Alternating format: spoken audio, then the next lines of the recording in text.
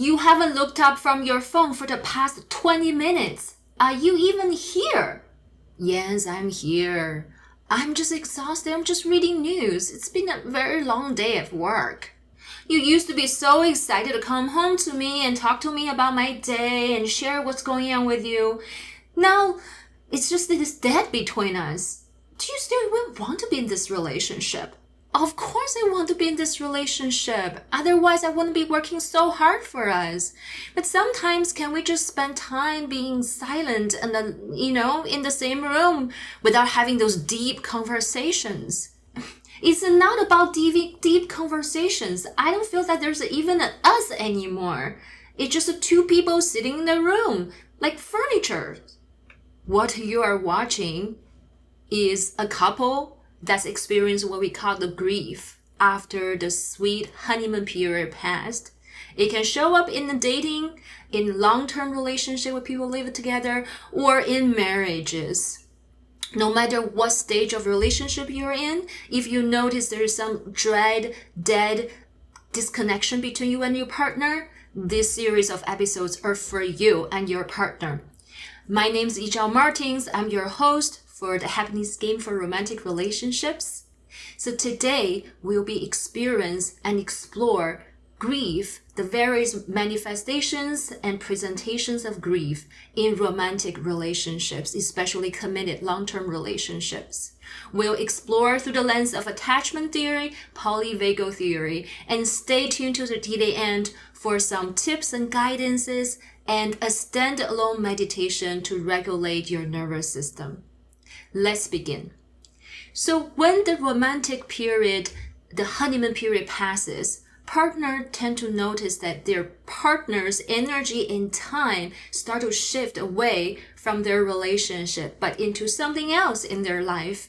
And there might be less conversation, less connection, less fun, and the initial golden light around the other partner just dissipate. You don't feel as driven and excited about spending time with them and sharing everything with them, and maybe your sex life also suffers from this disconnection. Are you curious what happened to this couple we watched at the beginning? Let's continue to watch a little bit. Of course, there's us, but even we're talking about us. You used to always want to touch me and cuddle with me and spend time with me, compliment on my appearances, and now we are almost platonic. I don't even remember the last time we're intimate, talking about needs in the relationship. Oh, so you want intimacy, talking about intimacy. When you don't have conversation with me, are curious about me, there's no emotional connection. Where's the intimacy? All you want is sex. Are you objectifying me? It's not about objectification. We can't carry on this conversation. It gets all political now. That is also a common theme among couples when they talk about their bedroom and their sexual intimacy. A lot of times one partner wants to have emotional intimacy and connection before they can get sexually intimate and physically intimate with someone. But the other partner wanted to more straight up physical contact so they can feel more relaxed and safe to share what's going on inside of them emotional wise and to have emotional connections and intimacy. And that's a conflict, isn't it? Do you see that both partners share something in common here? Yes, they're both grieving. Grief is this natural reaction that we have towards something that we lost, or sometimes we perceive that we have lost, or we predict that we are about to lose. So there is a grief and anticipatory grief. When something you think might happen, you may lose. It's a very complex sequence of feelings inside of us. According to Kubler-Ross, there are stages of grief, and you could experience denial, you can experience anger, sadness, and some bargaining, and then finally get to acceptance, but you can also go back to previous stage and go back and forth. So it's quite draining. So for people who experience grief, they may notice their energy level shift from day to day. Could be one moment, like a partner in the relationship could be angry, like the partner who protests and seek out connection from the other partner by taking the initiative to connect, but come out as like a blaming, accusatory tone, and to saying what she or he doesn't get from the relationship, what the partner doesn't do anymore, compare what they used to do. So do you see that's a loss? It used to be a certain behavior and with certain intensity and enthusiasm, and now it's different. So that is the loss this partner is experiencing, which is attention and deep conversation from their partner. And the other partner also experienced the grief over the loss of physical and sexual intimacy. There used to be more attention sexually coming from their partner towards them, appreciate their appearances, and also attracted them physically and sexually, wanted more intimacy. But then there's a gap now. They say it's platonic. There are a lot of marriages in all over the world could be platonic at some point when partners going through the stages of development, their relationship, and having more complicated roles that they're cohabiting, they're co-parenting. So today, you can see the couples that we are watching, they have different expressions of grief. They could be complaining, blaming, accusing, which is, according to polyvagal theory, is in a state of sympathetic state, fight or flight. They're actively doing something, trying to change the reality that what they're having before is lost. The other partner also show up as in the dorsal stage, which is they are shut down, withdrawn, they're having a lower energy, they don't make as much contact, they withdraw, close their boundaries, stay in their own personal system, saying, can we just be quiet and spend time? I'm exhausted, I don't have more energy to give to the relationship. But also, if you notice, they actually also have a fight energy, want more contact sexually, but when they don't get, they shut down, withdraw. That could be a part of them that get activated and saying, well, since I don't get what I want, I'm just gonna be silent and not say anything. So both partners actually sharing this grief together. It may look differently in their body, in their expression, in their behavior wise. But if they can both see they have something in common here, it's just when their relationship past the honeymoon period, when partners naturally taking back some energy towards their own development, towards their own well-being, taking care of their health, and going back to the gym, going back to their hobby, develop their career, and connect with other people. So because this relationship is relatively stable now, that's a different stage of relationship. It doesn't mean that you can't have the connection you have before or having even better connection. So in our coming episodes, we will explore how to get out of this stage of stuckness. But today, let me share with you some tips on how to move through grief. So everybody experiences grief differently.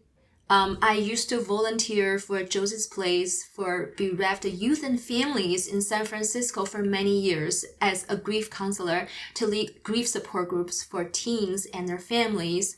Children grieve differently, and men and women might grieve differently. In different culture, you may grieve differently. Someone might grieve by eating a lot of ice cream, and other people might grieve by working out like crazy. Other people might grieve by moping and crying, staying with the sadness. Other people might grieve by showing a lot of irritation and anger, maybe more picky and grumpy. So if you notice what's going on with you when you have this loss, that you're trying to get it back, which is also called bargaining, is also a stage of grief and is a manifestation of grief. So just notice what's happening with you. When you notice something you had that you don't have in a relationship anymore and you want it back, that's a generally sign that you have a loss in your relationship. And it's good to grieve, and it's also good to grieve with your partner together. That's why across the world, when we lose someone to death, that we tend to have a memorial, have a funeral, people gather a lot of time with food and to share condolences, to be supported in this difficult process for human beings. So why not share that with your partner and talk about what you feel the loss and how that show up in your body, your grief, and trying to be open to their versions of grief, and the content might be different. So instead of your content of grief are different, focus on how you both grieving in various ways about different aspects of your relationship. And that's actually one way to connect with each other. That's actually, if you can do that openly and listen to each other, connect, that's emotional intimacy. And you may be surprised how you're attracted to each other after that deep conversation and feeling sexually sparked as well. So let's do a brief meditation. I want to support you in this process. Grief is a way to observe and move through. My master's thesis for psychology is on grief, called Yoga and Grief. It's to explore different movement and in different stages of grief. And 20 years later, I have even more insight and experience with grief, as grief is every part of counseling for individuals, couples, family. We experience losses all throughout the day, throughout the months. It's very hard not to experience any grief. So let's contain and move through that instead of pushing it away. Stay on your seat, and if you like, you can remove your shoes and let your feet on the floor being supported. It's very important for us to be open and receptive to the ground under us, to support and to move through any feelings and emotions and energy that's not serving you in this moment. And take a note of your feelings inside. So feeling is something you're noticing that you can put words to it. Sensation is what you're noticing you might be able to describe, but you don't know what it is. So if there's any feeling, any sensations, take notes of them. You can choose to write them down later or draw them. But in this moment, let's observe and notice if there's any heavy sensations in your body. If that happens, in which part of your body you feel heavy and which part of your body you feel light. And notice the contrast of the two. And in this moment, which sensation feels more pleasant for you? The heaviness or the lightness? It also depends on the day, the context where you're in, what you're going to do next. You can choose to be in the heaviness, which is more grounding, or you can choose to be in the lightness, which is more energizing. You can even observe the interaction between the heaviness and the lightness if they are having some motions, and notice if they are moving and if you can making room for both to exist. So when we're feeling sad, oftentimes we feel this heavy lump down in our belly, and which can be very grounding if you stay with that. And when we feel anger and frustration, we often feel a lot of energy moving up, very light, towards our limbs and our head, and just flashes and creating heat, which we can also experience that and welcome that. As energy in our body we can use for whatever we want to do next. So allow both to exist and breathe nice and gentle, and allow the breath to take you to wherever your body is calling the attention. And if you have your body around your body, you can expand that and see if you can expand your rib cage and your belly, and creating some space inside your body, especially in your core, for those energy to move. Now we're going to take a deep breath in, and when we exhale, and gently bring your hand, one to your heart, one to your belly, and notice the quality of your breath, and notice the hand contacting your belly and your heart. Notice the contact between your hands and your body and the skin surface, and what's the texture and the temperature of that contact. And send yourself some gratitude for spending time with your grief today, and how that show up in your body, whatever way it is welcome. I will see you next week.